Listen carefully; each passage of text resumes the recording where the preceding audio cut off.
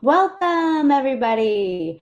I think Cassie's here today or tonight to join us. I'm not sure if Casey will be on the stage tonight. She's busy getting ready to travel, but that's okay. We can manage. Cassie, are you here? She's away from the computer, I think.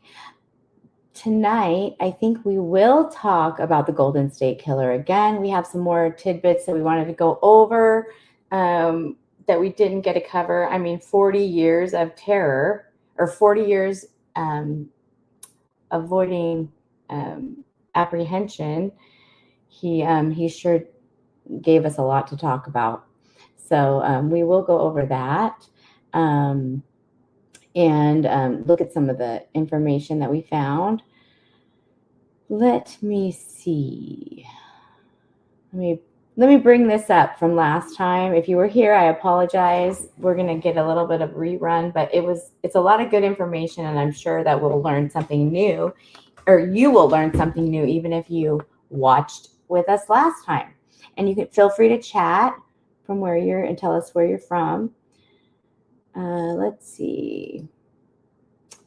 Okay, so Golden State Killer, James DeAngelo. Let's take a look here. So he was reigning, his terror reign was in California, which is our home state. All of us sisters were born and raised in California and have found homes in other areas, but that's where we originated. This guy, his span of crime started in 1974 to 1986, 13 homicides and 50 grapes, as we will call them, to be YouTube friendly, and over 100 burglaries. Let me see.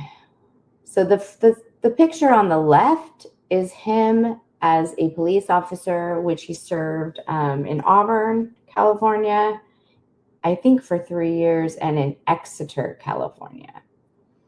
I think that's how you pronounce it. I'm not quite sure. But I believe it's near Fresno, I think. And then the picture on the right is him at one of his hearings. It was probably the preliminary hearing. And he was feigning dementia. He was feigning elderliness. He's much more capable and strong health-wise and everything than he was pretending to be. His neighbors would even claimed that he was mowing his lawn and he's riding his motorcycle, days before he was arrested. So we know that he was wheeled in, I believe, to the preliminary hearing in a wheelchair. And apparently also one of the tidbits I found out was he was hitting his head. Another method of, I think, maybe pretending to be, hitting his head on something, self-injurious behavior he was exhibiting as well when they arrested him. So who was he? Joseph James DeAngelo Jr. He was born in 1945, and as it says, he was a police officer in both Exeter and Auburn, California. He also was known by multiple aliases. So not only was, we knew him upon his arrest in 2018 as the Golden State Killer. I will use those. I will spell things, and we will use funny words instead of that are YouTube friendly instead of actually the correct verbiage in the English language, just to be YouTube friendly. YouTube does not like certain words, so they will give you a penalty or something. They'll do something to us, to our channel. Let's see. Cassie, are you here? Cassie, are you having trouble? Maybe I'll text her. I'll send a text out and see if she can come find her phone or what have you. Let's see. So when he was arrested in 2018, he was arrested, and everybody said, the headlines said, the Golden State Killer has been caught after 40 years of eluding authorities, etc. But he was also known as the Visalia Ransacker, where he was just burglarizing and breaking into homes and taking things and throwing things around. And then he was also known, you see, all of these crimes were tied to him after the DNA was, because the DNA was preserved in a lot of these crimes and crime scenes. However, they didn't have the technology to isolate it and to tie it in any other way unless you were already in CODIS. If you were already a criminal that had their DNA collected and stored in a database of sorts, then there would be no way to, if you weren't a criminal, if you weren't in CODIS, they wouldn't be able to match you. But with the genealogical DNA, that technology, where they can use the DNA of relatives and isolate pairs and different, the different scientific techniques that they use to match relatives to others, right? In this case, it's criminals. Then they were able to catch him. So what a awesome thing. Let's see, and that was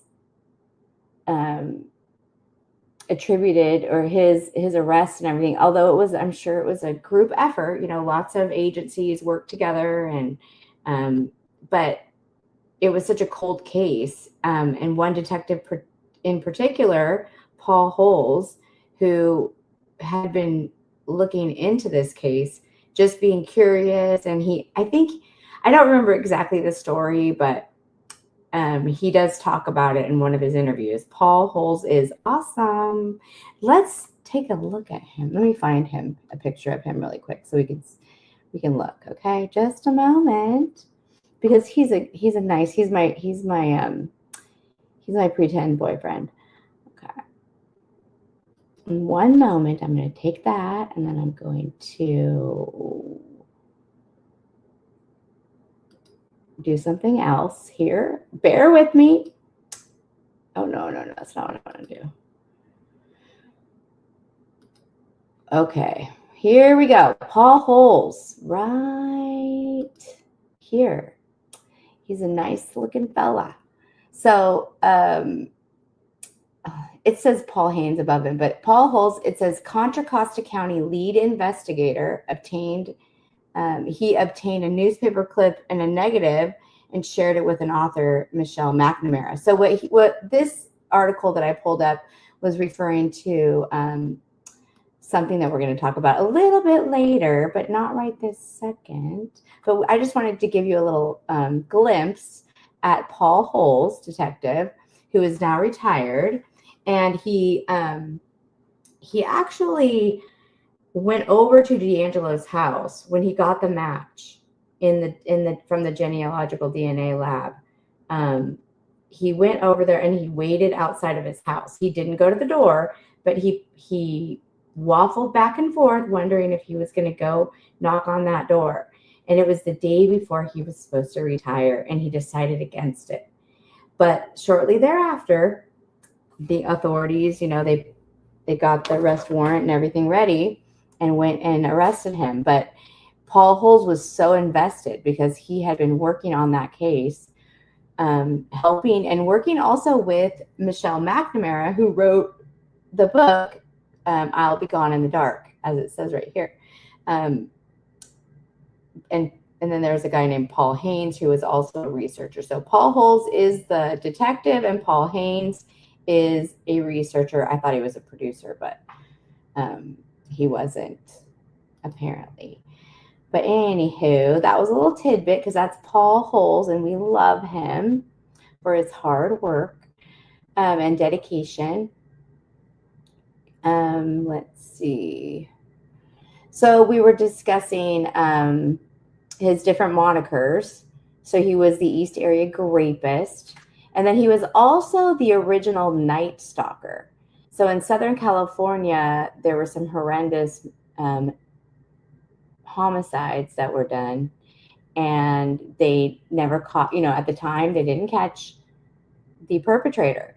It wasn't until they connected the DNA to Joseph DeAngelo for all of these various crimes throughout California. And that was 40 years later. And then it says at least 13 homicides, 50 rapes, and 100 plus burglaries across California. He often used threats and bindings and taunting. Let's see the next one. So early life, he worked as a police officer, as we talked about. He escalated. He did start out doing the ransacking and peeping Tom stuff, also stealing small items. He was also known for meticulously planning, wearing masks and caps. There's also a picture. Let me see if I can find it. Oh, here, let me show you the book. It's a good one. It's a very good, very well researched. And I believe it's also, his arrest and capture was also due to this this book, this researcher, this author, who has passed away since her, I think she passed away in 2016, and then her book preceded the capture. So she passed away before Joseph DeAngelo was actually arrested. So, Casey is backstage. Awesome. Cassie, are you backstage too? Let me add you to the stage. Oh. Hi. Hi. Sorry, I was having technical difficulties. That's okay. I feel so bored when I'm by myself. I feel like a teacher teaching. Okay, Casey, do you want to come up too, or no? Oh, Casey came. Oh, good. So Oh, good. Here you are. I was even giving excuses to the stream audience. I was telling them that you have travel plans, so you may not show. But I'm so glad that you guys are here. We were just going over the other Yay, we stuff. made it. Yay, Good, we're back Karen, together. Casey. We're oh, back cute. together. Hey, I was gonna show the book, The band is The back Albatross in the together. Dark. The Yeah. band is back together for a tour. Oh, It's a yeah. reunion tour. Yes, it's our But we never final split up. tour. Right. No, it's Instead of not our new final kids on the tour. block, it's old kids on the block. It's old ladies on the block. The O OGs L on the block. OLNB. Oh, what is it? How do you even do it? Okay. Here, let me show you the picture really quickly.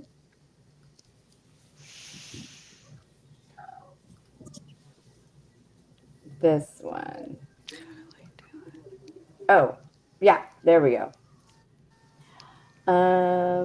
So do you see this book? Let me see if I can zoom. I can't even zoom in, I don't think. So it says I'll Be Gone in the Dark, and that's Michelle McNamara's book. Oh, yeah.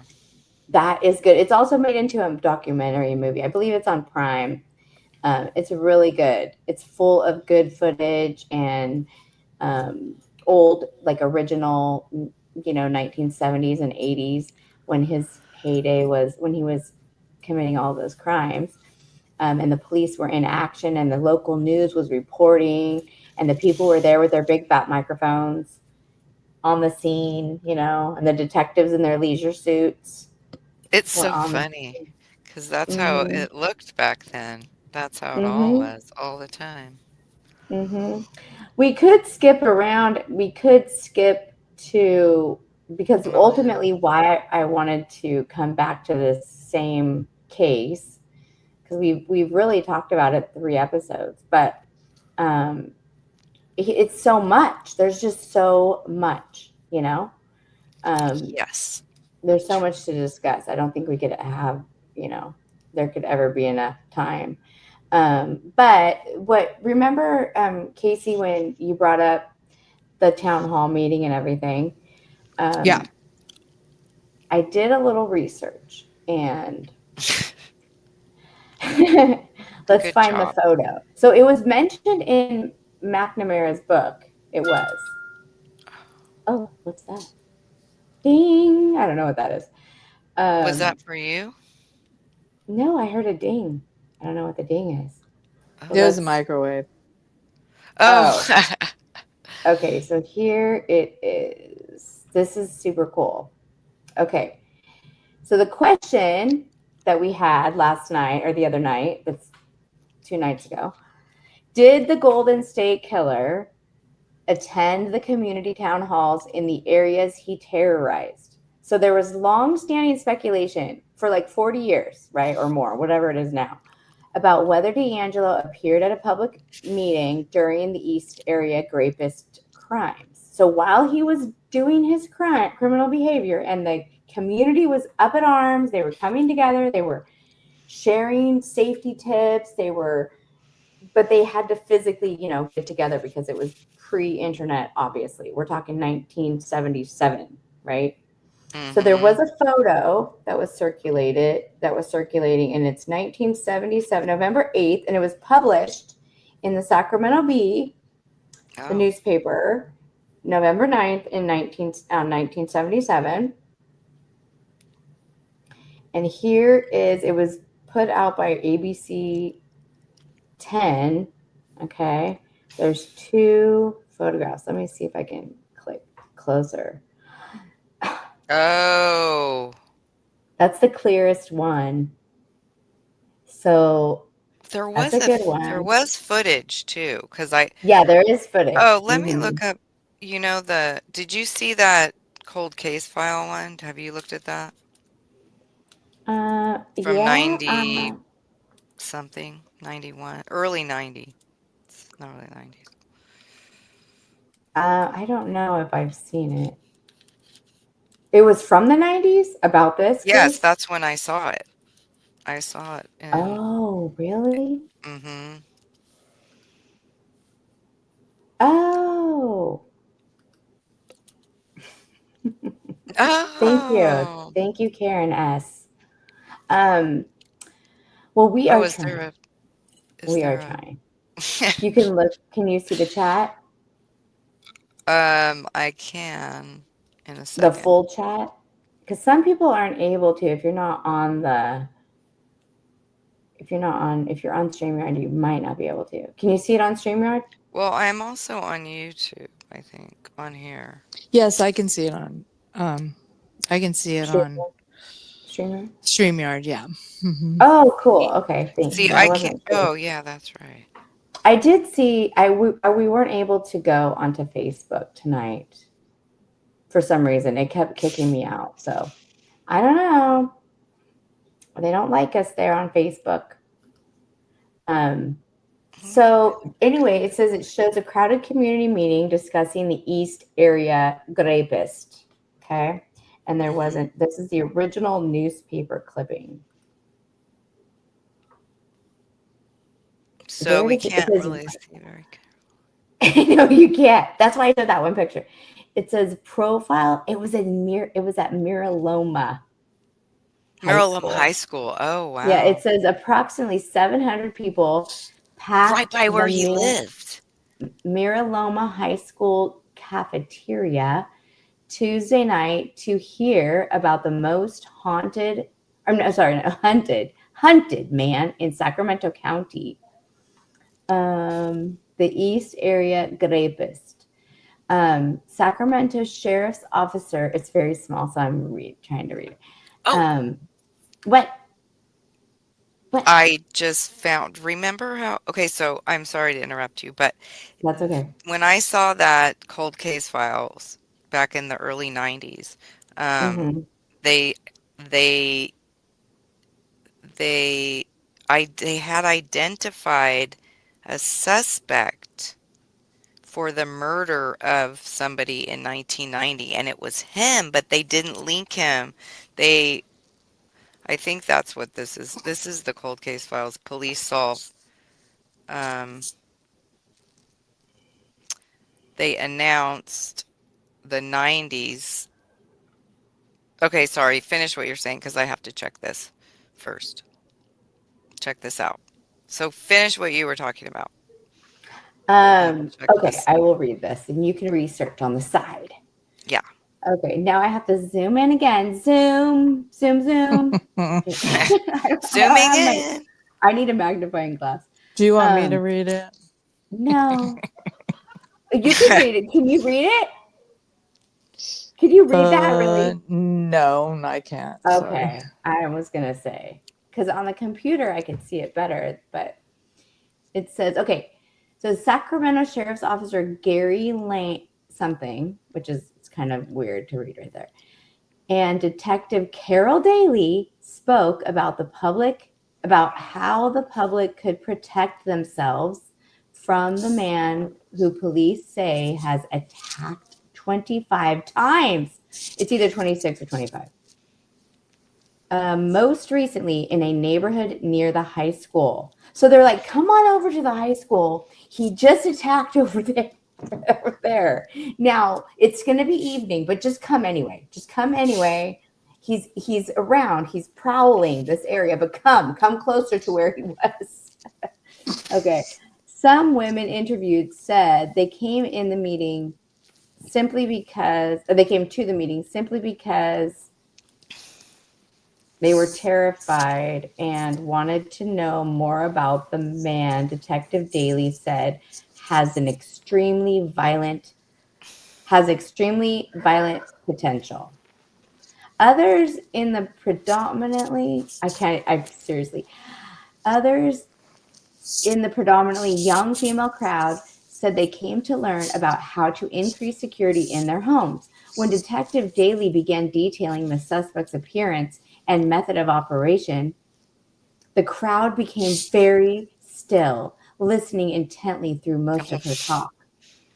The rapist, who usually enters a house through an open window or door, has exasperated the police with his ability to evade capture, Detective Daly said. Some of the agencies involved in the, it's all bad copyright there, rapist include the Federal Bureau of Investigation, the Sacramento Police Department, the Stockton Police Department, and the state. I don't know where the rest is. Oh, it's continued on B3. So we won't be able to read the rest of it because that one's not on there. Let's go back. Well, that's interesting that they were coordinating with other Yeah, law agencies. enforcement. Yeah, Yeah, that's because they said they didn't work finally. together. Yeah. I think they just said that because remember when we saw that other detective say that they really didn't want to. Right, Okay. right. Wow. That's so weird. Let's. So it says investigators, including original ones like Carol Daly, cannot confirm DeAngelo is in the newspaper clipping. I mean, is in the newspaper, is in the picture or there. But the reason that we believe that he was there is because the question. Because they showed an episode of Cold Case Files in the No. 90s. And you know what? They've scrubbed it. It's not it I just looked and well, I don't know, but it's not ChatGPT is not saying that it's there, that it happened at all. And I know it did because I sat here and watched it. So, anyway, that's so Well, interesting. in that book also, um, that book does mention that something about because, and I believe in the movie, Michelle McNamara, the author, she does insinuate or mention the connection between the couple getting getting Killed with Unalived. and it's the first, yeah, unalive, the first male in the house, and that he was the one that spoke at the meeting. So, okay, it Oh, says oh, I it says see. in her book, McNamara wrote about the connection between a community meeting and a victim of the East Area rapist. Oh, Haynes said victims in the 21st crime.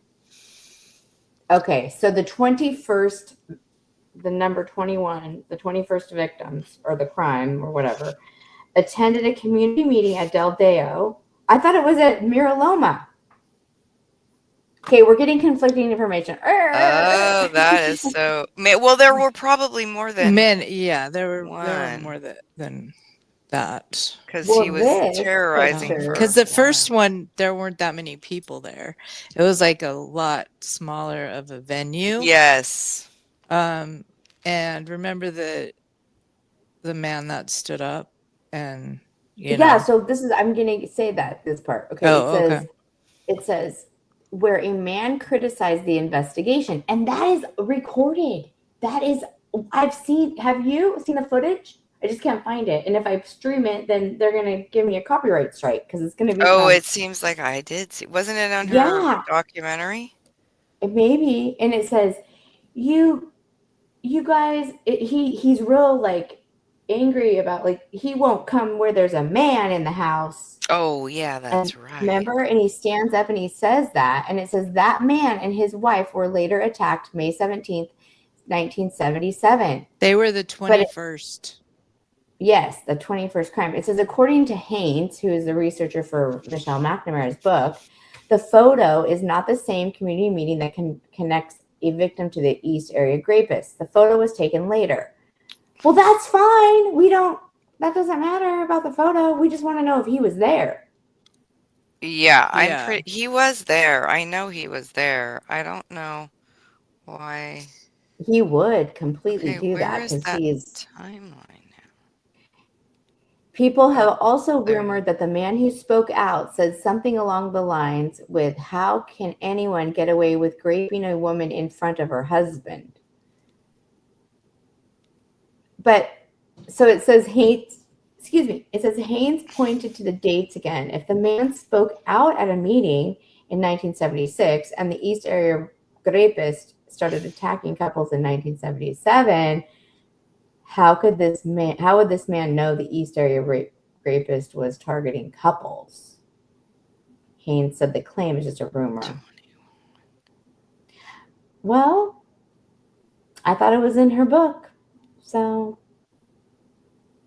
And the man that spoke up, he said he was from Italy and that where he was from, this kind of thing would not be tolerated and would be dealt with quickly. Oh, And yes, yes.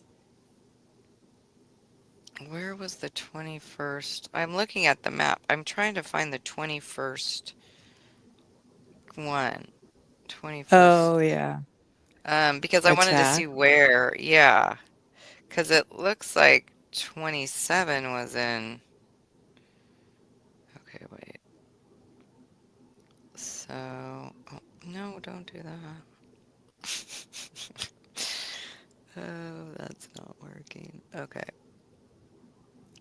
Well, the other thing that was interesting that I just read was that they characterized him as, and it sounds like that's true because of what that man said, but he targeted the women of men that he had a problem with because one that's what one of the during the what year was that? Um, I can't find it now.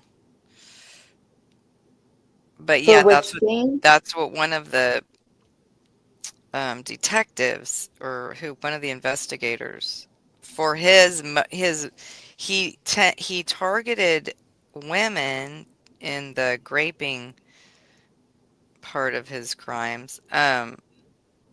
Well, and further on in the unalivings, he would target women that he had problems with somehow in other areas of his life, or they said something sometime.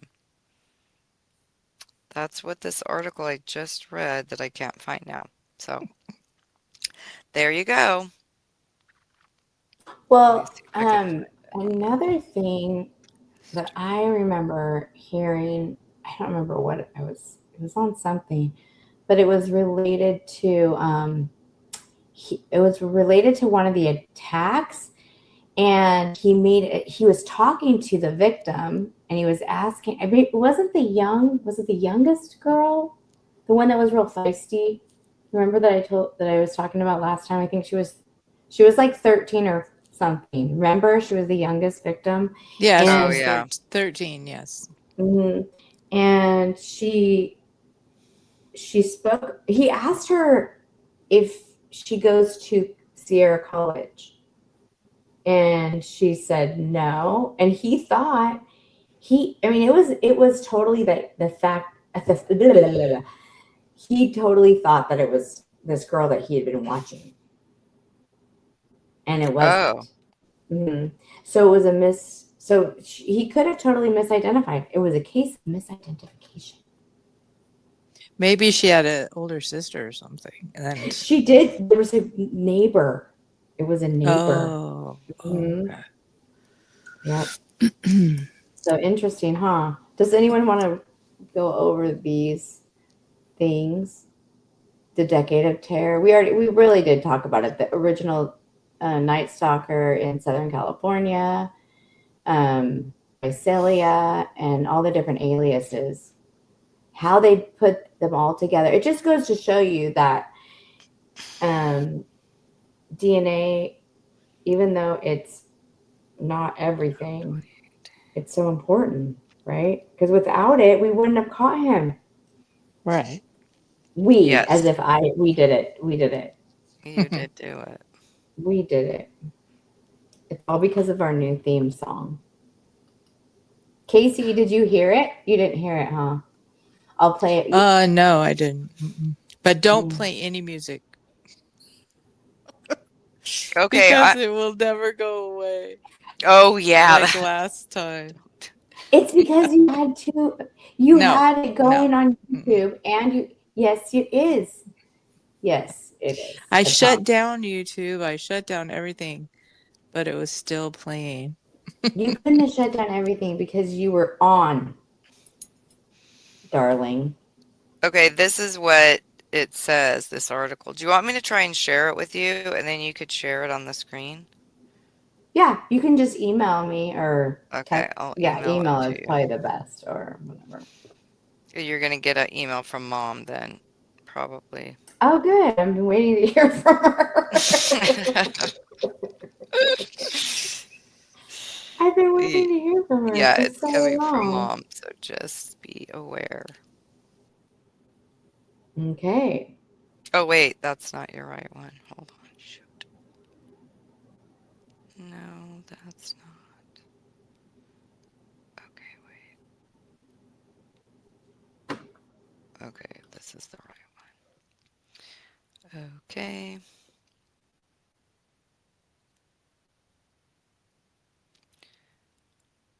Um, message side. All right. Okay. Yeah, he whispered something to one of the victims that didn't. He said, well, I'll let you read it because I don't want to get it wrong. Did I Hold lose one you? moment. Let me Oh, check my. No, I'm okay. here. I just need to check my email really quick. Okay. So I didn't here's some realize. sketches while I look it up real quick. Here's some sketches. Though they do look drastically different from like the jaw. Look at the jawline. That's completely a different person. Yeah. Well, yeah, how did they get that with a mask on? That's the thing. The one on the far right, he looks the most like him to me when I saw him. Just kidding. I don't think I've gotten anything quite yet. No? Did you make sure that it's the correct email? Yeah, it should It's go the here. Gmail one. Yes, it was, but I'll double do it. I'll double dog dare you to do it again. Double, double, double. But isn't that interesting? Like, and let's see what else we can notice. The lips. Look at the lips on this one. They're completely voluptuous. And then he has nothing in the lips here, which is what he looks like in real life. Yeah, did he have a mustache? No. Okay. He looks like he's an actor in this picture. He did have a mustache when he was a police officer in Auburn. Oh, do you remember him? No, I showed you. We had that picture of him in the paper. The Auburn, and he and another detective were, or not detective, but officer were with those two Little League people, Little League kids. And they had their uniforms on and their hats on, and he had a mustache, and his hair was darker. Oh. Maybe he dyed his hair. Well, he could have, but the picture was in black and white. He had a mustache, though. Okay, let me see. I think I have that picture. Did you get it? No. Okay, let me just check the status. Let me see. Is it this one?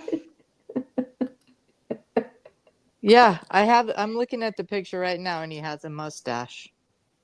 Oh, can you screenshot it? Oh, can you email it to me? Yeah.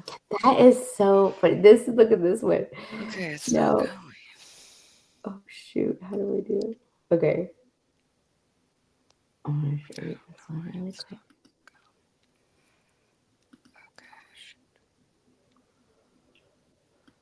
Oh, I have to remove that just a moment. Oh, maybe I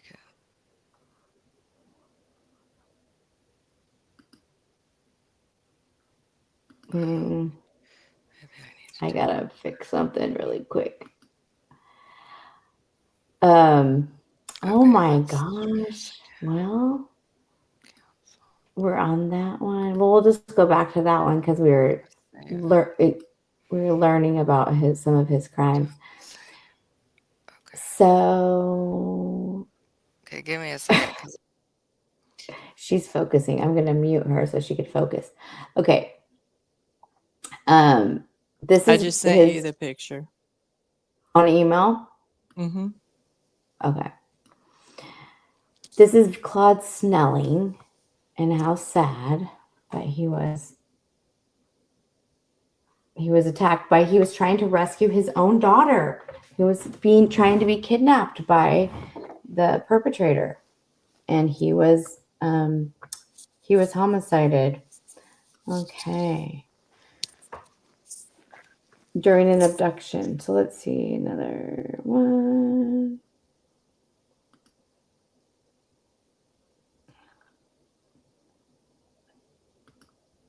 And then here's another one of his victims from, it looks like it's Brian and Katie Maggiore, February 2nd. Oh, there it is. I just got your email. Now, did you remember the story of this couple, Casey?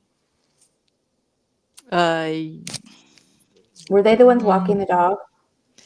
I believe so, yes. It was in 78. Here, I think I have it too. Let me see. Very, very sad. Yeah, it was 1970. 9. Yeah, they were walking their dog in the Sacramento area, and he pewed the husband, and the wife ran away and yelled for help. Oh, But it's he Rancho caught up with Cordova, her it and says. shot and pewed her in the head. Oh my Oh, gosh. so Jeez. horrible. That was in My Rancho God. Cordova.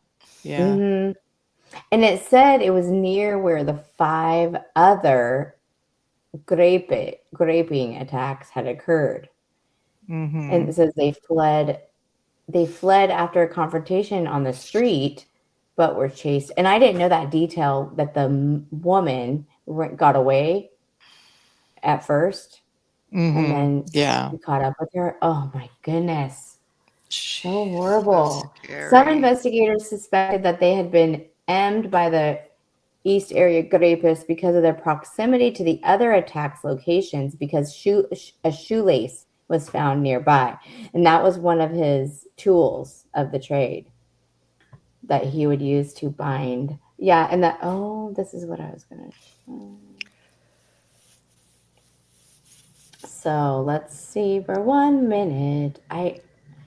Trying to get to, you want to want me to go to that image where he has a mustache? And if anyone in the audience has any memories for real of that time frame of the news that was being broadcast and the news stories that were being told, if any stories whatsoever, they were living in the California area during any of those, feel free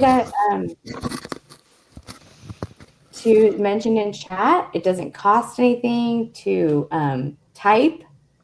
It's free, and we can read your comment, or we can pin it and we can discuss it. It really helps with the discussions, because I know, being California natives ourselves, that it was very much a hot topic and terrifying as well. Um, so yeah, feel free to comment. Feel free to talk. Let me see. Talk amongst yourselves. Discuss. As I And if pull you up have any this, personal, like, yes, please. Mm-hmm. experiences at that time, if you're old like we are, and you have, or well, not Trishy, but if you had knowledge that, or whatever comes to mind, we would love to hear Yeah, that too. yeah. Like I said, it was the talk of the town, the state, and everything. Okay, here we go. Let me share. Oh, let's see. Share screen. What is the yes in mustache? Is this it? I hope. Okay. Here's the picture of the mustache. So he's the one right here. Can you see my cursor? As I circle his face. His eyes are very close together. It says, California home, according to prosecutors, DeAngelo kicked the daughter 3 times. Oh, I don't want to say that. It's so horrible. Kick the daughter. Kicked the daughter 3 times in the face and fled, the prosecutor said. Visalia is 10 miles away from Exeter.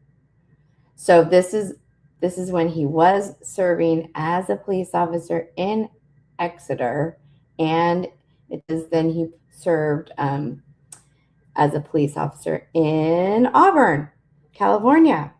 And it says he was fired for allegedly stealing a hammer and a can of dog repellent. The Associated Press reported. So, thank you very much. That was good. That was a good picture. That was a good picture. Casey, do you want to share your story that you shared with us last time? Because I know you have a hard stop before you have to get to bed. Oh, sure. All right. So this was in like 83, maybe 84. Thinking 83 though. And I lived in Citrus Heights, and so I was on my way home from our parents' home, and it was about midnight.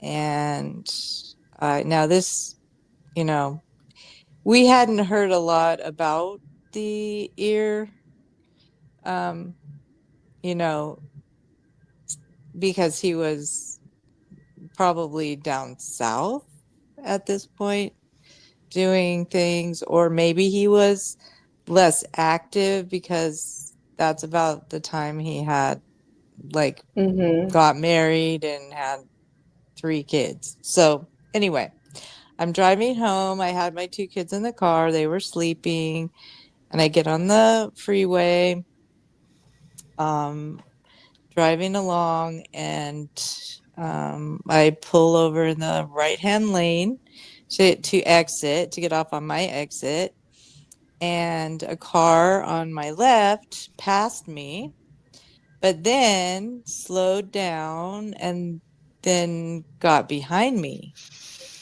And so I wouldn't have noticed it probably, except there were like no cars out at that time. So I thought, oh, that's kind of weird. Oh, I wonder if that person is following me. So I kind of devised a plan in my head to determine, like, to see if maybe they were following me. And then if they were, I didn't want to go home. We didn't have 911. We didn't have 911. We didn't have cell phones. Didn't know where the police station was. So it was like, okay, I just have to determine if they're following me, and then try to evade them and get home. If I couldn't evade them, then I didn't know what I was going to do, but I wasn't going to go home. So I take a left, off of, go back over the freeway to head to my house. And though there was 2 lanes, the lane on the right ended, and it ended into my neighborhood. And the lane on the left kept going straight. So I stayed in the left-hand lane until the very last second. So then I pulled over really quick, and then the person that was possibly following me couldn't get over. They would have to go straight. And so then they could go back into my neighborhood a little way down, the road. So at that point I knew I had to speed really fast, and I was swerving and speeding and turning, and my kids woke up and they were like alarmed, like, "Mom, what are you doing?" And I said, "Okay, when we get home, don't turn the lights on. We have to shut the garage door really fast and run into the living room and look out the window and see if a car drives down our road." So I get to the point in my journey where I could tell whether or not that car is we would have been heading towards each other. So at that point I didn't see him. So I quickly went home, opened the garage door, got in the garage, shut the garage, ran in the house, and we looked out the window, and just to see this car driving down our cul-de-sac. Yeah, and let's And remember, your street was a dead end. yes, So it was there a would be, and cul-de-sac. and Yeah. your house was almost to the end in the cul-de-sac. So there would Right. be and it was late at night, right? Right. Mm-hmm. So there would be no reason for a car that late at night just to be, and you knew your neighbors, you knew their cars, Right. right? Right. Mm-hmm. So, oh my gosh, how scary. So you hurried Yeah. in. You said you hurried Mm-hmm. up, So right? we looked at it and we saw the car. And, at that point I had no idea that it could be the, EAR. So, my husband wasn't home, so we just kind of stayed awake all night. It was so scary because, you know, we knew this person had followed us for whatever reason. So then, fast forward to 2018, right? When they caught him. Yeah. Okay. 2018. And when we found out that where he lived, like 5 minutes from our house, and that he had lived there since 1980, that it very well could have been him, because that's what he would do. He would prowl and look for people to, stalk and follow and determine, at least, in the earlier days, like in the 70s, 73 to 78 or whatever. So I asked my kids, who are, in their 40s at that time, um, do you remember what his car looked like? Because I don't remember at all. And we could look up and see, all of the information, all the drawings, all the pictures of um, the reports that victims, you know, gave detectives. So we looked it up and they picked out the car immediately. They go, that was the scariest night of our entire life. So we're never going to forget it. Oh my And gosh. it's interesting because I couldn't remember. I was just, it must have like been like too traumatic and I blocked it out or something. I don't know. But anyway, Well, and also I think when you're a kid, things are more traumatic. I mean, and then you remember those memories when you're a child.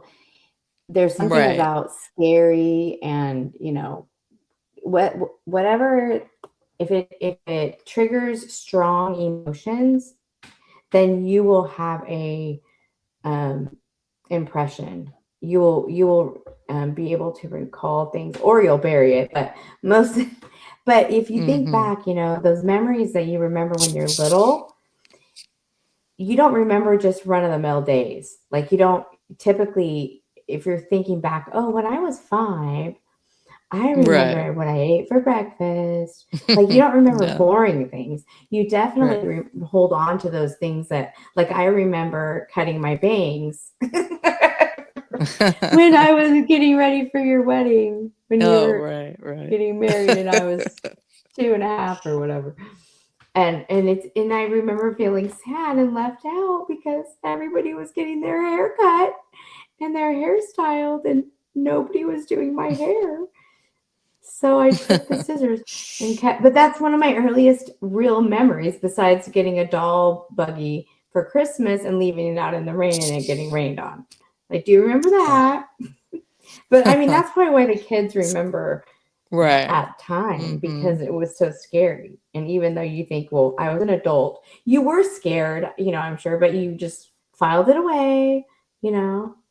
Mm, yeah. But go ahead. So when you heard that he was arrested so close to the Yeah. neighborhood that That's you were living. that's when it triggered my memory back to that point. Because I was like, did we dodge a very Uh, scary situation with this murderer rapist or griller rapist? yeah, and then I was gonna say also, Casey, did you had dogs, or a dog? Yeah, we had a dog, a Right. big dog. We could And let in. so, Yeah, we could have let him in the house, but like nobody wanted to go outside to let him in. but he was outside. You kept Yes. your dog outside, right? Yeah. Well, I when think, we weren't home, of course, we kept him outside. So he had a kennel and a doghouse and everything. So he, but he was a really big dog, but he wasn't like roaming the backyard. He was in the dog run, so I mean, I guess he could have been, barking and because he never did this, the EAR never ever attacked a house, people in a house with a dog. mm-hmm. So, I mean, that would be one, you know, another good deterrent. But yeah, at that point, we were so busy looking out the window and trying to figure out, Yeah, what but to do. And yeah, I don't know, like, if I ever even thought of calling the police, or I guess well, not, because I think you want, it's our default to go to, we're overreacting. It's just this. Except now for me, like when I'm walking down the street at work downtown or wherever if I'm somewhere public, I am all thinking to myself, that guy, he looks like either he's just a normal guy or he's a serial killer. Like, like I am very suspicious right now of all the people that I see in the world because yeah, my antenna go up, So but I think too, when you experience something like that, typically you're trying to make it, your mind tries to make sense and make it be, normal or logical or safe, and it doesn't go to right, instant like you're a killer or a right, thriller. So exactly. anyway, thank you for sharing. That's very scary. Yes, it And was.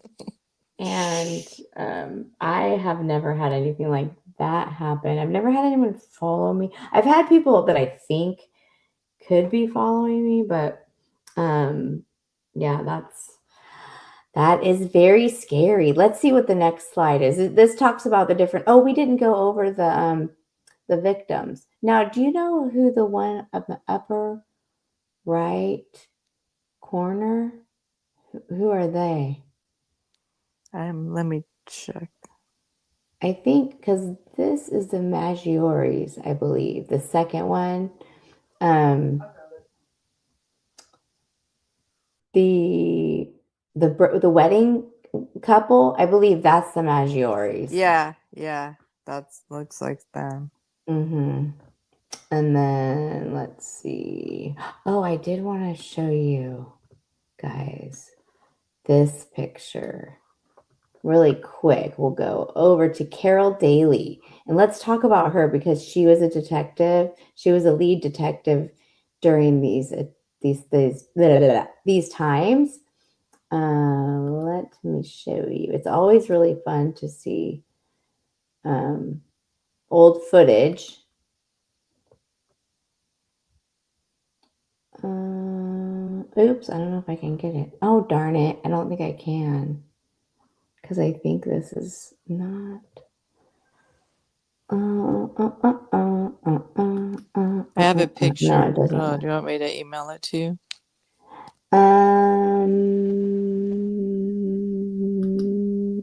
I'm not able to do it. Darn it. I'll figure out a way. I will figure out a way. The technology is eluding me, is evading me.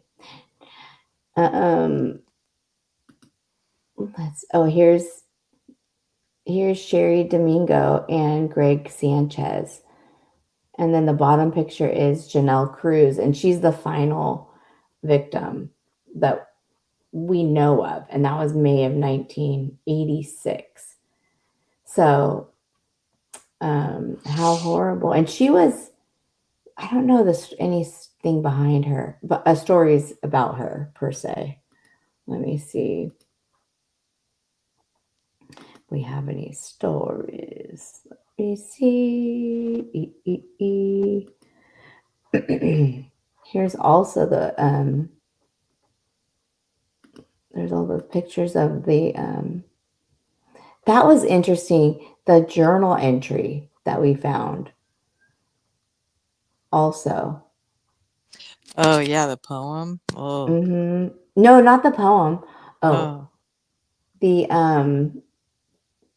journal. Did you see that? Let me see. Okay, so here's, let me see if I can share it again. We will try it one more time.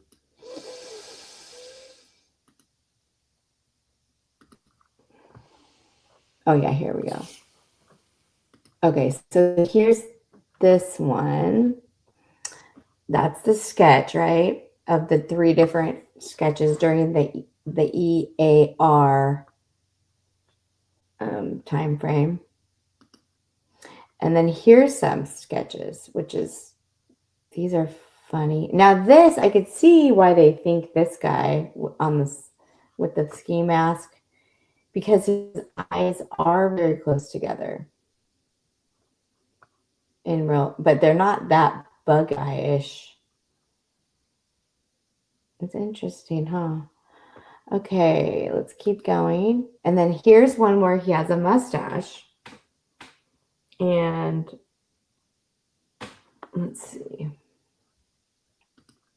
So this is what I was referring to, Casey. Oh, this is what I was referring to. And remember, it was mad is the word that reminds me of 6th grade. I hated that year. So they discovered this. I believe that this was on the same paper as, and I think because wasn't he taking classes at Sierra College at one point? So yes, hypothesis, that's where yes. his first he met his first fiance. Oh yeah, because was she a nursing student?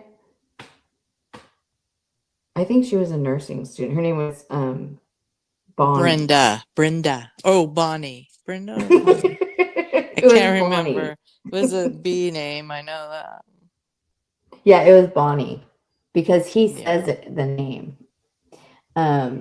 Yeah, it says mad is the word. The document discovered during the original Night Stalker investigation. So, let's see.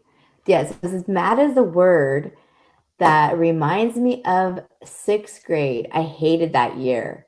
I wish I had known what was going to be going on during my 6th grade year.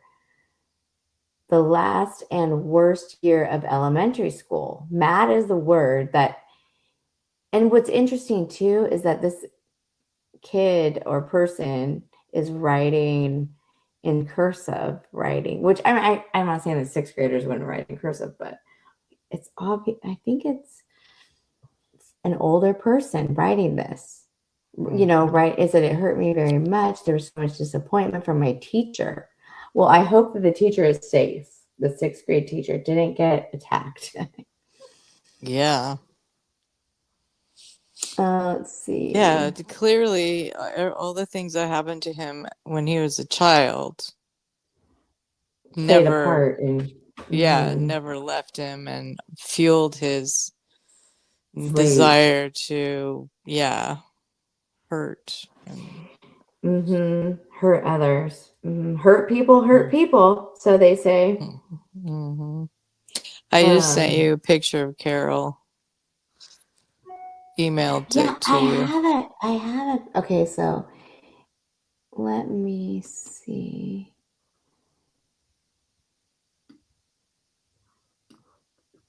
Did you talk about like what happened to him before I got on when he was in Germany? When his dad was in the military and he was forced to watch one of his sisters be raped.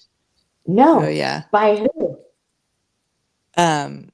By some airmen. Like an assailant? No. By airmen, yeah. Oh. In front of him. Yeah. Now what was where was this reported? Do you remember what's your source? Please cite your source. My source is the Let me get back to it.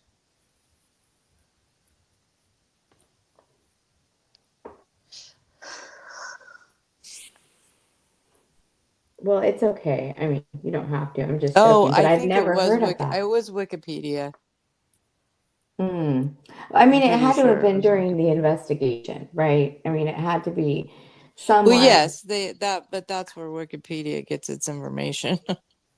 So from parts of the things that have been reported in the news. So Yeah. So, the FBI, it says on this case file, the Is FBI, is this oh, Cassie? oh, Oh, you're sorry. back. Oh, I'm back. I've been sleeping? I'm just digging. kidding. Yeah, I was just taking a little nap. Um, the FBI says that over the years, nearly all of the sketches have been retracted as they were considered misleading.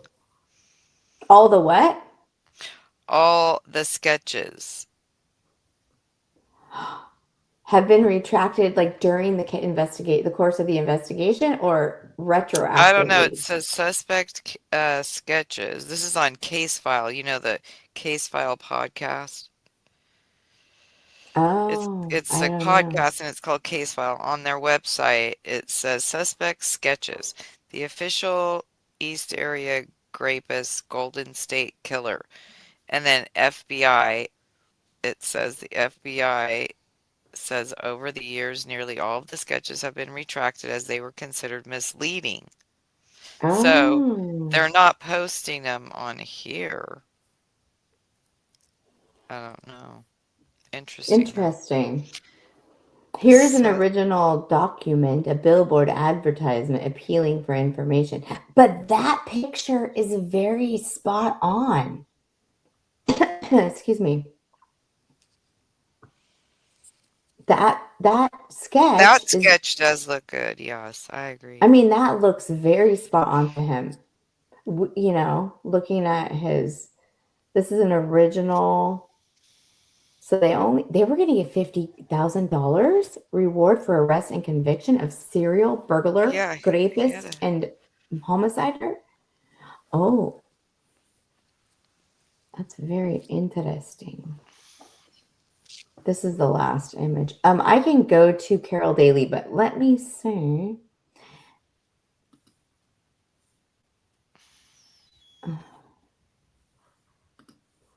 Hold on a minute. I don't want everyone to see all of my emails. Let's see. yeah, that one in Visalia, that was so sad. Yeah, the couple. The Visalia Ransacker. Um, yeah, no, about the one that the 16-year-old daughter. Yes, The was trying to escape. so, yes. He was a professor of journalism at the College of the Sequoias. That's not Terrible. that's not Snelling, or is it Yeah, Snelling? Snelling. Oh yeah. Mr. Snelling, yeah. Okay, here I got the picture of Carol Daly. She is right here. Don't go away. Don't go away. Don't go away. I don't want to cut her off though. I'm going in and out, in and out. Now look at how she's standing. That looks. She's I wonder if she's wearing high heels or not. it looks She's like a she bad may be. egg, right? She is a bad egg. She is. She's like the detective shows back then. The Yes.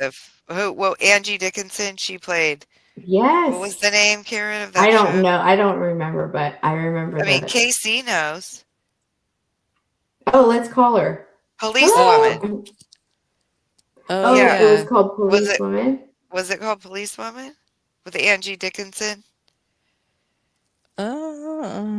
Remember I that show? yeah, She I had the do. same hairstyle. Yeah, that's true, right? And she always had a scarf on. Yes, She was very smart in her polyester outfit. But let's talk about her because she is awesome. She Not just is because Wonder she's a Woman. woman, but let's talk about how she recognized that there was a need for sensitivity when relating to Mm-hmm. the grape victims, the SA victims, and that was totally lacking in that day and Yes. age. Women Yeah, were so she's. afraid. Hmm. Oh, I was just going to say she was known as the trailblazing deputy that took on the Golden State Killer, I guess. Oh, is that what they Carol call her? Daly. Mm-hmm. She's so amazing. Yeah, and Trish, she I remember you were reviewing her. Um, What's going I on with her guess. pants right now? Is that just an artifact from on the picture or No, it's on grass. It's on the grass, I think, and then it kind of blends through her pant. But I know I saw that. it's like It's the grass. overexposure? No, it's the photo. Oh, maybe it's something got on it. But it looks like it's behind her leg from my Both things. perspective. No, look up by her hip. There's something there, and then there's a stripe there. I thought I was just focused on the part. I thought it was a pocket. I'm like, that's a weird, Oh, like, that. Oh, yeah, that's some on the mm-hmm, interesting. something else. Well, anyway, that was good. But yeah, she was a trailblazer. Um, she fought for the sensitivity of women and how they needed the tender loving care and they needed to be quickly. I don't know, there's a movie called it's like called not unforgettable but just unbelievable or something like that. But it really does highlight. The premise is there's a victim of SA and it's a teenage or a college age girl, and every time she has to retell the story of the assault to every individual. That it's like in the hospital when you go into the hospital and you're being seen for something and like 50 different people come in to see you. You have to retell, I'm here because I'm here because I'm here. And she has to retell the assault every time. And it's emotional, right? It's hard, it's Mm-hmm. scary, and it's you know, it just puts you in such a bad place, and then people question you about all the And especially details. men. Like, why Yeah, and would they you are want? men in that Yeah. movie. It really does highlight the need for, one consistent person to take notes and then to transfer that information. It doesn't have to happen 15,000 times, right? But that Mm-hmm. movie, I think it's a Netflix movie, but they go over, they really do a really good job at getting you to sympathize with the victim just for that part, even, right? Like Mm-hmm. Carol does a great job talking about. And then also I think with the grape kits, there's something about there wasn't consistency, or there wasn't, I don't know, she streamlined it. She really brought in different attributes to how you care for the victim and how you investigate these types of crimes Well, from a victim standpoint. didn't she help with the changing, like Protocol. Yeah. yeah, the protocol and the importance, like changing the actual crime itself, how it is charged, didn't she? Wasn't she kind of, Oh, yeah, yeah, yeah. That because it it used to be used to be considered, a misdemeanor. yes, yeah, They were talking about that in general, like how sexual assaults were considered misdemeanor offenses. mm-hmm, And there was a statute of limitations also that was really short time frame. Like you had to report it within a certain time frame, and it was really a small, you know, a short mm-hmm, time frame. Mm-hmm. So, yes. and but the messaging, the public service announcements, and everything that were happening during this time, they did on the TV. They did start nightly public service announcements informing the public about, not how to protect yourself from being a victim. And what not to And wear. yeah, Be I careful. know. And when you walk, make sure you're not, what did they call it? The Be way inviting. Inviting. inviting, yeah. Yes. Yes. See her? She's They inviting. They Yeah, showed they that thing. Yeah, the don't video. dress provocatively because that could, look like it's your fault because of Yes, it's what gonna you happen to wore. you. Yeah, how Yeah, do you it's know what they're ridiculous. gonna like? Gosh, what they're gonna like. And then You lots know, of self-defense classes and different methods of protection, different methods of protection, in terms of protecting your home, in terms of, like, they even talked about, like, how to set up a booby trap with, like, like, somebody did a whole demonstration on how to do, like, connect a wire to this, to that, and then do that, like. Right. um you guys. Okay, when you were talking about the guy at the town hall meeting?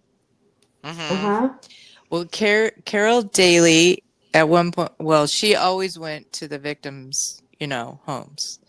Okay, so she after one attack, she arrived at a house and recognized the husband of the rape victim. 7 months earlier, he had stood up at a crowded community meeting to berate police for failing to catch the rapist. Oh, so it was Mm. her. It was Yeah, her so that that's a identified that. true, yeah.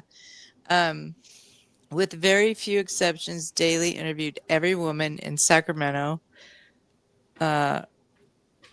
raped by the serial attacker. They told of 2 and even 3-hour nightmares in which couples were bound, threatened with maiming and death, and repeated essay. Daly kept styled wigs at the ready so that when the pre-dawn call came, she could roll with composure. So she didn't have to have messy hair. She just had a wig. And Perfect. yeah, it says the victims, her way with the victims instilled trust, made them feel safe despite their bathrobes, the crime not yet washed off their bodies, their wrists still raw, and their homes filled with officers dusting for fingerprints and collecting evidence. Oh. Wow. Wow. And she would take them to the hospital for the exams and then back home. So she was like the only female detective. She The was? only one in this area. Yeah. Wow. That Yeah, doesn't so surprise me, however. no. Mm-mm. I mean, it wasn't something that we were really, as women or girls, it's not like you're like, oh, now what do you want to study, or what do you want to be when you grow up? I want to be a detective. No, that wasn't something, No, or a that cop, never No. or happened. Mm-mm. that was not something that was, it was like, you're going to be a teacher or a nurse. You could be a nurse or a teacher, or a, not that those are really awesome professions, but I'm just saying it wasn't. Detective, policewoman was not Well, they on the did. list. No, but it was on Carol TV. Daly's list, as we can tell. I'm just kidding. Right. And What? they did kind of, they did have it out there, like trying to, they showed it on TV, like it was part of the Oh, agenda in of the 70s they television did then. promote it a Yes, little bit, yeah. yes. I But it mean, wasn't pretty much. something that they tried, I think, but it wasn't something that, even when I was coming along, when I was coming up behind you guys growing up back in the house, Uh, when I I was always just a did want little to wee be a one. private detective, private investigator. Yes, yeah, I that did would want be to when I awesome. was young. I still do. I Me too. Did you know that the 21st attack, they told he, the bad guy, told them that he made it clear that police were also his target. And Oh. so, because of Carol being a woman, I guess, the sheriff's department installed a floor mat at her home wired to the city's police department so that it whenever it got, tripped, the Oh. alarm would go off and the cops would show up with their guns drawn. And so a code 3 is what that is. Code 3 with guns drawn. So finally, because her dogs and her kids and everybody kept tripping the alarm, she asked for it to be removed. Oh my But gosh. that's interesting that 21st attack, um, and I guess the prowler or whatever they Mm-hmm. wanted to call him, he was on the roof of their home. Oh, really? Oh. Mm-hmm. Oh wow. Oh, and I That guess one is. of the attacks occurred a short walk from Daly's house in an upscale river subdivision, far from his usual territory. Oh, So that's that's weird. yeah. So maybe he was looking for her. Yeah. That's crazy. Mm-hmm. So It's crazy. very. Um. Oh wow. Hmm. I was just gonna look at. This is interesting. Okay, hold on a seckie. Just a moment. As I hold, please. As I pull up some of my documentation for this presentation, it will be just a moment. Thank you. Beep. I'm just Oh my kidding. gosh. All right. Let me see. Hold one moment.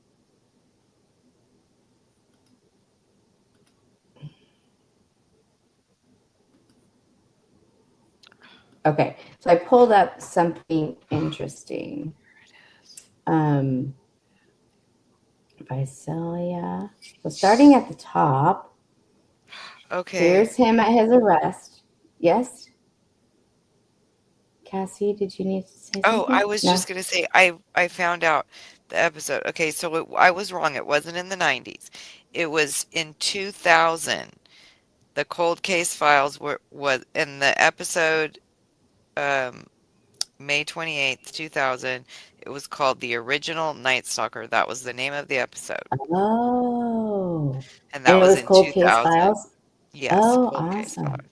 So, if you want to watch it, I promise you the footage of the whatchamacallit's in it. The Okay. Oh, the meeting, the footage town hall of the meeting. Yeah, town hall. I wonder if yeah. I think they called it like a community Outreach. Yeah. something. Yes, community something, something or other, perhaps. But I called it a town hall meeting. I don't know. Um, but Oh, here we yeah. have at his arrest. That was his arrest picture. I think that's a Okay. mugshot. And then here, I don't know what it is, but that looks pretty good, except the part is on the other side. Yeah, that's not too. He probably was having the comb over time right here because his forehead is growing, it looks like. And look how pointy. I think that's swelling.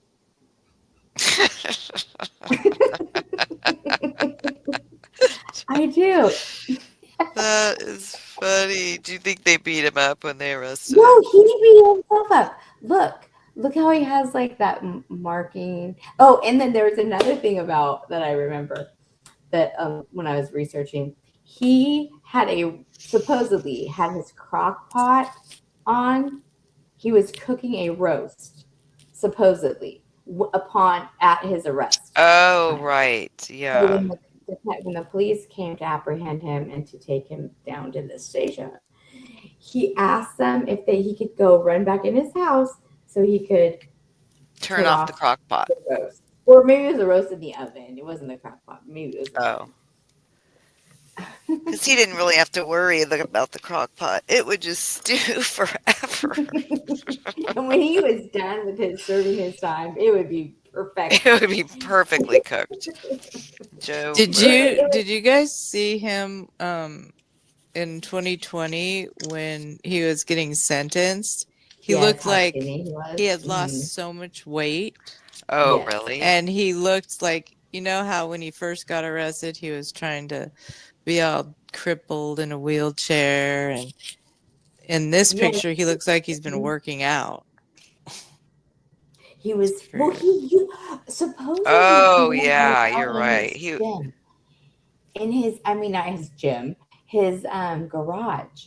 Now, I might be making this up or just not. I don't know if I'm making it up. It's just like a memory of something that I read or heard or something that he was physically active. Like he would do push ups and stuff, but I don't know if that was true. well. So He when rode a motorcycle. You kind of have to be in good shape to ride a and he was motorcycle. 73 when he got arrested, right? Because he was born in 1945. True, that's So very true. So if you were born in let's do the Um, calculations. If you were born now in Trishy, 1945 and yes, darling. Trishy there? Yes, I'm here. You can't Casey, hear are you me? there? Yes. Oh, okay. Because I thought maybe I got taken down. I mean, I get thrown off sometimes. But You can't hear me? now I forget what I was gonna say. She Can you can't hear hear me. Trish? Oh, Trishy? Trish. Oh, I could now I can hear you. Oh, Wait, okay. talk, Yeah, I'm Trish. talking. She can't hear me. No. Can I hear you, No. Karen? Yes. I don't know. Okay, I hear you. Now I hear Trish. Okay. Because I think I'm too tired. Oh Can God. I okay, hear you? so I'm trying to do calculations here, and it's very challenging. Okay. He was 73. Yeah. In 2020. No, in 2018, he was 73 years old when he got Right. arrested. Okay. So he was 73 riding a motorcycle. He's doing pretty well physically, you know. Mhm. He wasn't in one of those like electric bikes. He was actually on an actual motorcycle that he had. Yeah. Now, last time on our live stream with Cassie, she was reflecting. She can't hear me, but if she can, Yes, I can hear you. I can hear you okay, wiggle your nose. No, I'm just kidding. If you can now. hear me, you were sharing that you remembered meeting his wife, his ex-wife, who he was married to until right. Oh, yes. Huddle. Huddle, right? Sharon Sharon. Huddle. Sharon Huddle. Yes, that is a very interesting coincidence. Um, She was a she was a divorce divorce attorney attorney who was and helping. my friend, and I don't know if I should say this, but the reason she had a difficult time shopping for herself was she didn't have enough time, but Oh, she that was because we'll just call her Jennifer.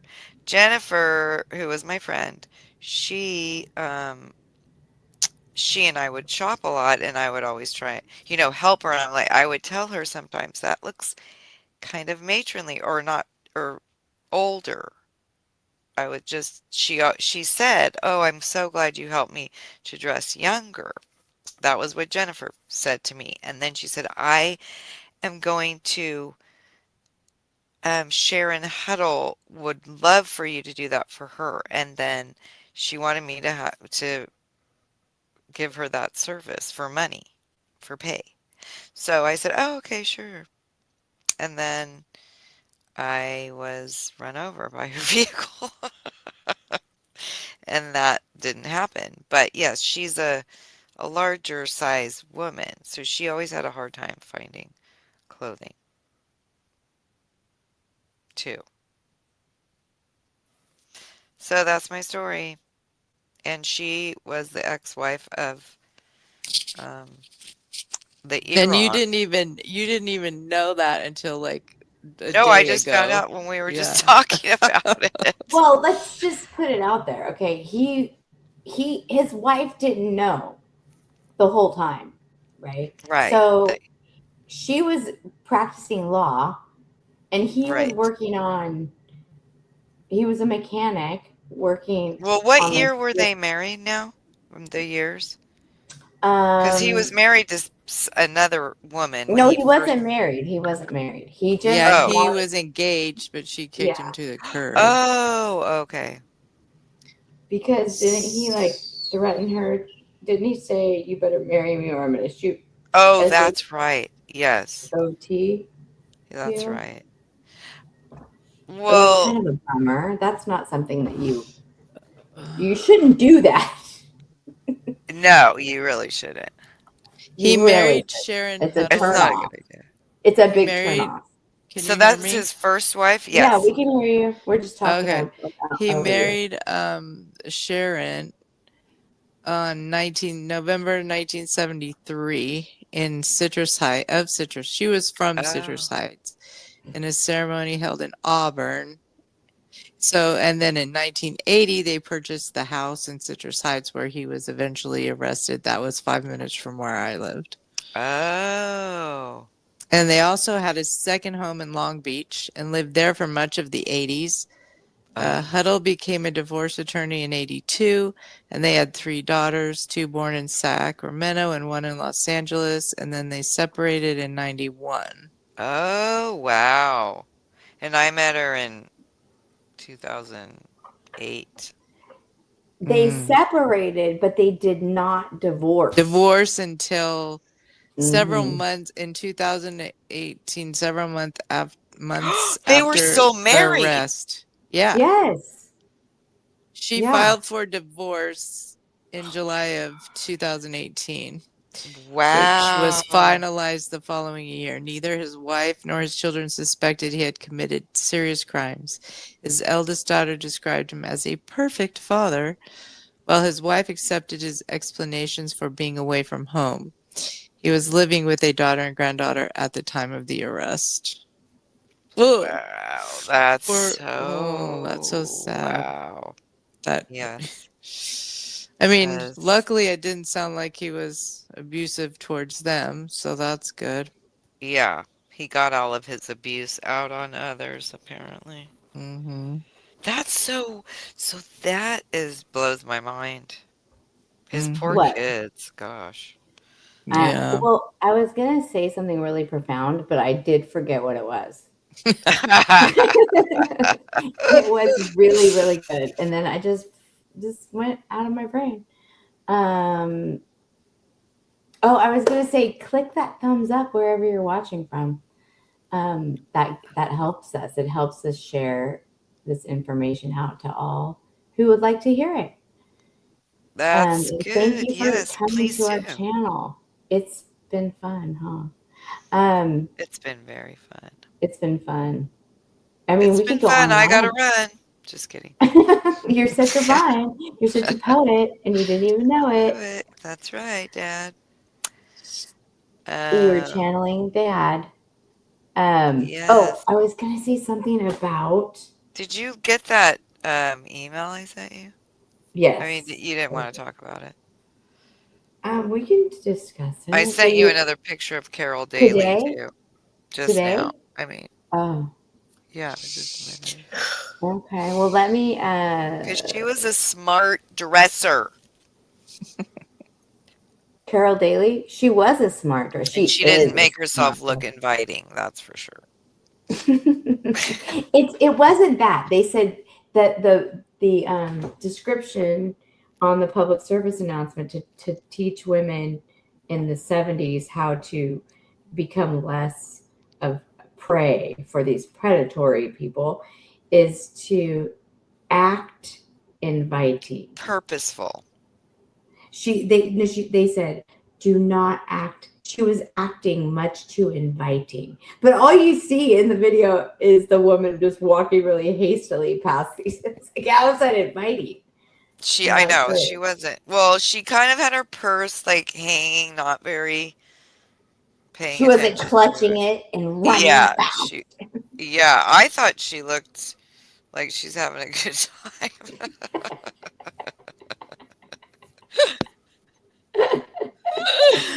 Oh. Well, he That's did funny. eventually he does plead guilty. He did plead guilty to 13 homicides. And he did admit to dozens of sexual assaults and burglaries to avoid the death penalty. But he was Oh, sentenced, that's why he confessed. yes, he was sentenced to 11 consecutive life sentences without parole. Wow. And then the victims and families did confront him in court. And, I listened to several different accounts from the victims in present day, just talking about how it was so important to them to face him because, they could take the power back and how that was very healing. And then they called themselves sisters, the ones that had previously been his victims that Uh-huh. survived, that they do. I mean, I don't know if this is the case for obviously for every victim, Right, but but a lot of them. they did talk about how they became very close with each other. That's Just, because of Carol Daly. I believe it is. She probably was instrumental across the board. I think agree. She probably Uh, connected them together. You know, yes, because if they didn't have, we sort of take it for granted that it's available. Like it's pretty easy to find support systems. Well, I mean, easy, I shouldn't say that. I never have had to seek that, but it you've seems never felt as though. alone. You've never felt alone. No, I always try and get alone.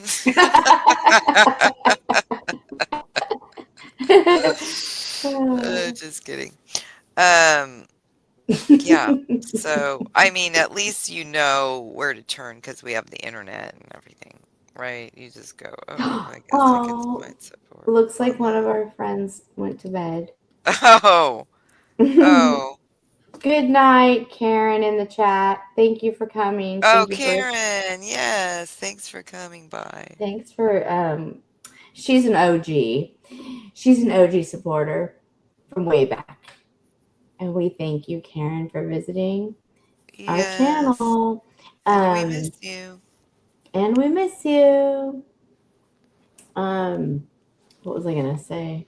Yeah, it is wonderful to see that Carol made such an impact. I mean, how awesome to be at the end of your career and then be at the end of your, I mean, I'm sure she's old. I don't know how old she is, but she doesn't look like she's a spring chicken. So she has lived a long life, and how satisfying to have Yes. been able to To say, gosh, I made a difference, you know? I yes, mean, I'm sure important. she has other cases that she's solved and helped, but that's very sad, gratifying. Gratifying is the better word than I know to satisfying. end your career with that sort of a accomplishment. Hmm. Yeah, and usually the people that I've talked to personally that are in that field, what whether they're police officers or what have you, any kind of law enforcement, they're there. They chose the career to make a difference, to seek justice, to hold people accountable, to make our neighborhoods safer, and Yes. a place for their children and grandchildren and nieces and nephews, you know. So and it's such a thankless job, I feel, you know. Yeah, So that's wonderful. Um, it is. so that was a little interesting stuff. We didn't talk about tonight. We didn't talk about something. I'm not sure what we didn't talk about. What did we not talk about? Um, We did talked we already about talk there's about our one neighbor that had the We didn't talk about It that. was actually, It could have been a victim, but we never got it confirmed. yes. An attempted assault I was gonna happened try around and the look on the corner little map, from but I our lost it. childhood home. And oh, let me see if I can pull it up, maybe. I'm Here's curious. something. Let me see. What's this? Changes in behavior throughout the country. I don't know what that is. Oh, the targeted, his MO was targeted middle class homes, often entering through the windows Hmm. and access from. Am I yelling? Yeah, I got excited about that information. Seeking access into the homes. He Yes. did have mo- um, a method, and that was he targeted homes that would back up to green belts or in the area that he attacked in Northern California in the Sacramento Valley. There's a river called the American River, and alongside of the river there is green belts, and there's neighborhoods that are all along the river in different parts all throughout the county of Sacramento. And I mean, I'm not 30 miles. I think the bike trail is about 30 miles because yeah, it is. I think I'm pretty sure. But it just, it leads. It's oh my gosh, it's a corridor to the these homes, and then he would just spy on these people from the bike trail, and that's how he gained access to these homes. And how Yeah. scary, and it says he entered through windows and opened like bathroom windows. So lock your bathroom windows, lock your bathroom I mean lock your bathroom, lock your windows, Yeah. Be sure lock and your lock your. doors. I know it's really hard. I love to And sleep with my deadbolt. window, but I like to sleep with my window open. No, you're not allowed. I can't shut. I have claustrophobia. When you're sleeping, you'll Yes, just be I asleep. need that. I need. It's something I have to sleep. It's really hard for me to sleep without a window open. Well, Honestly. I'm going to let you go to sleep. I'm going to let you, why don't you put that picture of him, that East Area rapist picture, Up put it, in the window when I go to bed. so I'll put you it will go looking remember. out, and then I'm protected. It cancels So, out if you do that. yes, but we didn't discuss his MO. We did not talk about the ATT, the attacks. I know I can say attack on this show, on this platform, but he used a GUN and knives. He bound the victims with items that he typically would find in the home. So he did go into the houses prior. So prior to the actual attack, he would go and he would get shoelaces and things. I think that there is witness testimony or reports, um, from the investigation after the attacks where the women and the men would, have say tell them, that their house there were different things happen, things were stolen or things. So he would take shoelaces out of shoes and use them. It says frequently separated Out of couples. his shoes or their shoes? No, their shoes at their house. Oh. And I think there was a cord, or maybe this is another. No, there was a light lamp cord. Do you remember reading that? No. I couldn't remember the things that he did A like cord of a that. lamp that was used. Frequently, he would separate the couples. He would take the men in a different room. And also move the women around to different rooms and outside and their backyard. He'd stay in the home, stay and make himself dinner afterwards, which was Yeah, I a remember hearing that at the time. but keep them back bound while he made dinner for himself, leftovers, drink soda, beer, whatever. Yeah, That that was is his. just so creepy. And it says women, and he made the victims listen to him talk to himself, or he was crying too. He would be crying about Bonnie, and he'd Oh. say Bonnie's name, who was his ex. It was In the his jail cell? no in his during the attack time. Oh, he would say that. Well, I guess that article I sent you was saying that the one victim, he survived, and he said that he had whispered in his ear something about Sharon, and Sharon was the victim guy's mother's name who lived in the neighborhood that they were in when they were attacked by him. That was in that article. Oh, He whispered in his ear something. That's why he said, I believe that he targets people that are like associated with the victim, or you know what I mean? I don't know if I'm saying that right. Yeah, anyway, that was an interesting thing because I didn't realize that. yeah.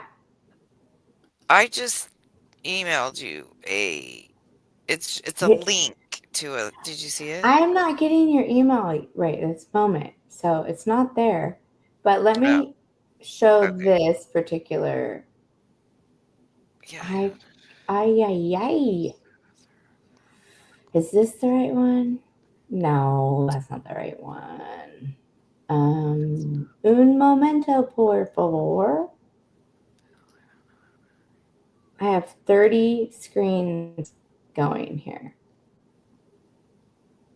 Let me see. Oh, it says stop screen. Invite the guest. so Okay. Stop sharing. And then share screen. And then, right here is right here. Here we go. That is him in 2020 when he was sentenced. Can you believe how he looks? oh wow. Mm-hmm. Yeah, wow, yeah, he does he's real thin looking. Mm-hmm. Yeah, he is. I don't know where Casey gets he looks like he's working out.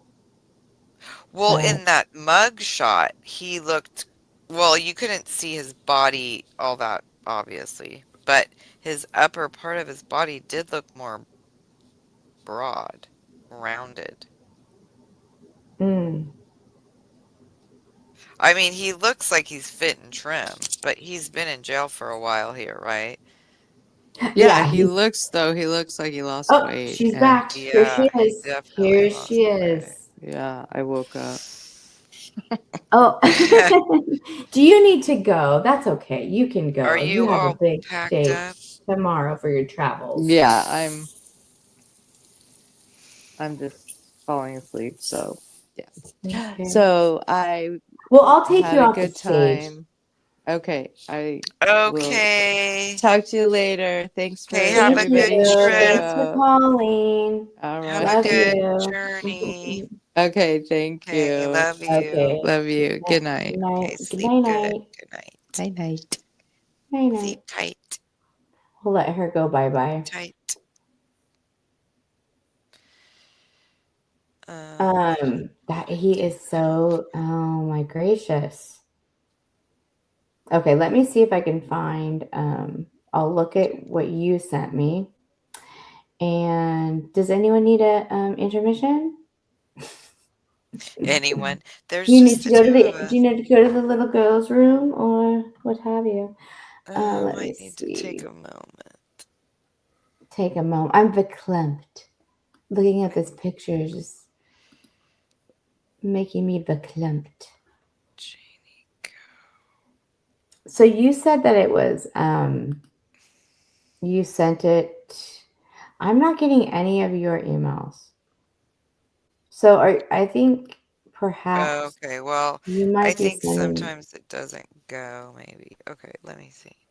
I think because, well, we won't go into it, but it has to technologically do with the fact that Wi-Fi. the cloud, her cloud isn't, it has all these messages. Your iCloud is storage Full. is full. Yeah. Oh, So I don't know if that might have something to do with it. mm, that's Um, okay. That's all right. No problem. oh wait.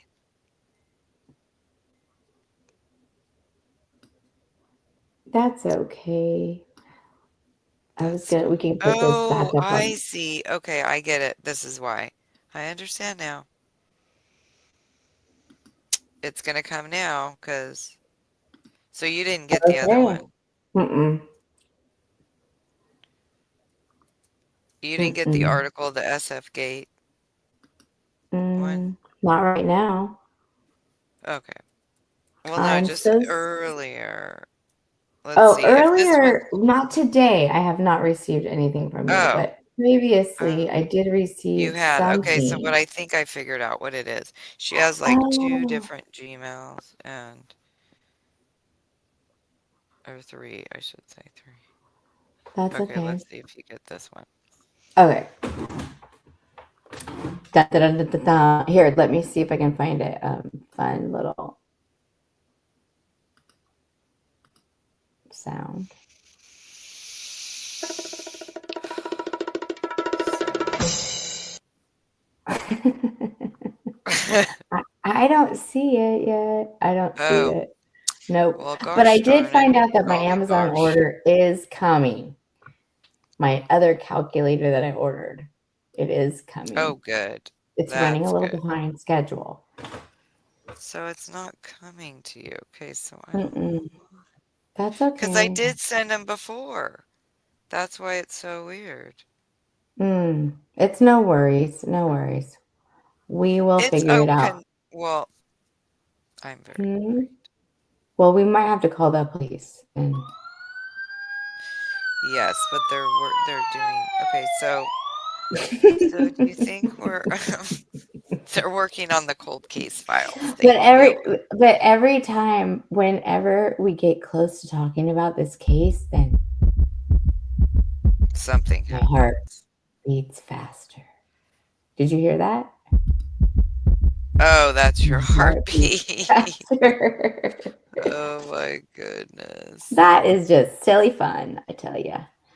Well, maybe we better We we better sh wrap it up because we have should we early call mornings it a tomorrow. night? Yeah, Yes, I and think then so. let's work on the what case are we gonna do next? I don't know. Well, I was going to research more about Richard Ramirez, Oh, but yes. What about it's Richard so, Chase? who's that? I know. I wonder that's gonna be hard.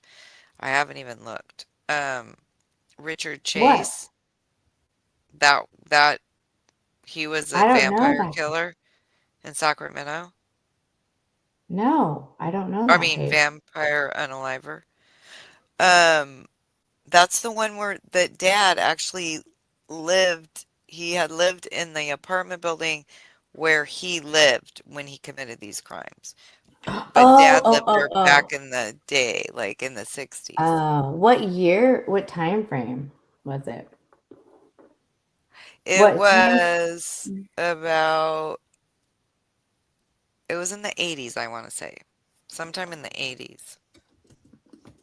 It was the vampire I think they called him, that was the unaliver. moniker they gave him. Oh, So yeah, see if you can find that. I will look into that. That's interesting. So our That's father he learned about it after or like, so he lived in an apartment when it building. happened, then they said, "Oh, and he was in this apartment building, blah blah." And then mom and dad's, "Oh, what? That's where you used to live." Okay, so Yeah. the brutal he unalived 6 people in a brutal spree from late 1977 Oh, to okay. late January of 1978. So he did that 6 people within that short time frame. Yes. And his attacks were extremely violent, involving using a pew pew, using a steak knife. No, it doesn't say steak knife, but and then I didn't want to say it, all the stuff, but cannibalism, Yes. drinking Yes. victims' bread. And there was a witness that said that she was a store clerk at one of the stores, and she Is it witnessed, Teresa? No. I I don't know, but she said there was don't dried even want. blood around his mouth. I don't want to even read. There I don't were want to read about things. that. It says he suffered from severe paranoid schizophrenia with delusions. He believed his Oh, blood he was did. being poisoned and drained by UFO death rays, and that he needed to drink other people's, Oh, he was definitely a black project ops thing, dude. I mean, he was It says he MK has a long Ultra. history. It says he has a long history of mental illness and animal abuse and institutionalization. He was known for Mhm. bizarre behavior, such as injecting rabbit blood or keeping dead Oh animals. yeah, I forgot about that injecting of. Yeah, so what Hmm. was his age when they arrested him? Does it say? Him, Yeah. he was born in 1950 and he Okay. died in December of 80. So he was only 30 When he did the when he when he was, died. oh, he was so young. Wow. Hold on a second. Let me see. This case is often studied in criminology as an example of Wow. highly disorganized serial unaliver driven by psychosis. It is unrelated to the GSK, which we already know that. But he did operate in the same around the same time and place, but had very different motives and methods. Does it say the address of where he lived when he was arrested? Um, And no, maybe it he doesn't. wasn't living there when he was arrested, but I kind of I look how young I was when that happened. I can't even believe I thought I was older because it just stayed with me. Yes, because So it's like what we talked about before. It's traumatizing. Um, right now I envision what when I think about it, this is what I thought hmm then when I was young, is I picture because they said the freezer had stuff in no, it. Yeah. no. And Oh, so I oh, oh, picture listen, listen. It says this, listen. It says Richard Trenton Chase lived in an apartment on Watt Avenue in yep. Sacramento, specifically in an area near Marconi in Yes. North Sacramento. That's This is dad's. where police arrested him on January 28th, 1978, after linking him to the crimes. The building was within a short distance of one of the abandoned victim's vehicles. Oh. It says earlier addresses: Annadale Lane, an apartment in the early 1970s. And it says Cannon Street, briefly arranged by his father. These are all historical details from court records, news reports, and books on the case. The Watt Yeah. Avenue location is the one. Oh my gosh. The Watt Avenue location is the one most associated with his arrest and the discovery of evidence. I'm not going to say Yes. what it is The because I evidence. can't. Ugh. Well, because I have distinct memories of when we're watching the news, okay, and then they say that they're announcing that he was apprehended, this blah blah, blah, and they say the address. I remember they say the address on Watt Avenue, and This is mom and dad on both the go, news. yes, when they arrested him, and then mom and dad go, oh, that's your apartment. Both of them. They say that number, and they so then we've driven by like as a family. They a couple of times we It drove, wasn't the we were apartment that mom and dad both lived in. no, not after they were married. It was Oh, okay. before they were married. And they drove by it one time we were all in the car and said, "See, that's the apartment." And so I picture it all every time I think about this guy.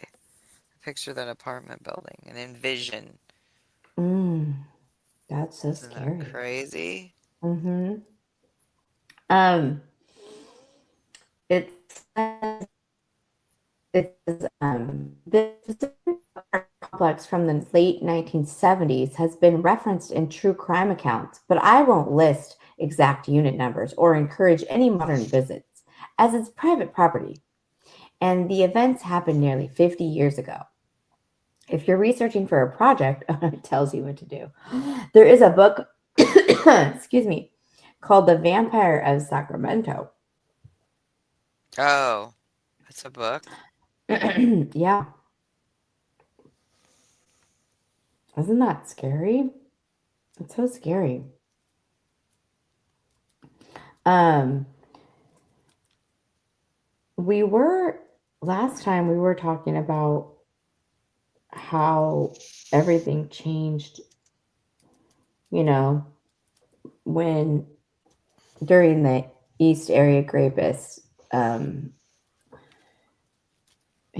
the time frame, that was happening during that time in Northern California in Sacramento because of the East Area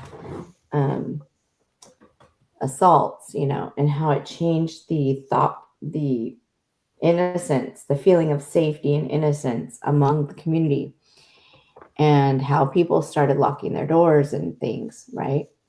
Which Yes. wasn't a thing. I mean, they even talked about it on the news, like the news footage that I found that was from that period, from that exact time, the original, news shows. And they were talking about how, I have to yawn. It's time to get safe and, lock your house and lock your windows and Oh, all right. the security alarm systems that they had, because they had them. They just weren't as popular as they are now. Everybody couldn't afford them. Oh, yeah, you're right. Because I think I had friends that had them. Had alarm systems. Yeah, and Yeah, they had to be hardwired and everything. They were rather expensive, just like anything else. The technology was just more expensive right, right. than it is now. Okay, Oh, I think we have to go it's because I time keep for yawning. sleepy time. It's Okay, time for thanks for calling. sleeping. Thanks for calling. It's been great. Let me Thanks, all you listeners. Thanks everybody for stopping by. See you next time. All I don't know right. what night we'll go live, but it will be soon. Maybe one night this weekend. Yeah, that's a good idea. We'll give ourselves a round of applause. Ready? Okay. All right. We did it. All right, let's go. We'll listen to this song as we go out. I don't know which one it is. Oh, did you already shut down the show? Not yet. We're going Oh. out. I'm gonna play a song. Oh, that's our song. Is this so out? Okay. Isn't that cute? So cute. I love it. I love it. It makes the bad things we talk about so much better. Thanks, sister. Okay, thanks, sister. I love Thanks, you. other sister. We love you too. Yeah, we Thanks, love you everybody. too. And Okay. as a tribute to our mom, we say 1, 2, 3. Thanks For for calling. calling. Good night. Okay, good night. Good night. Nighty night. Good night.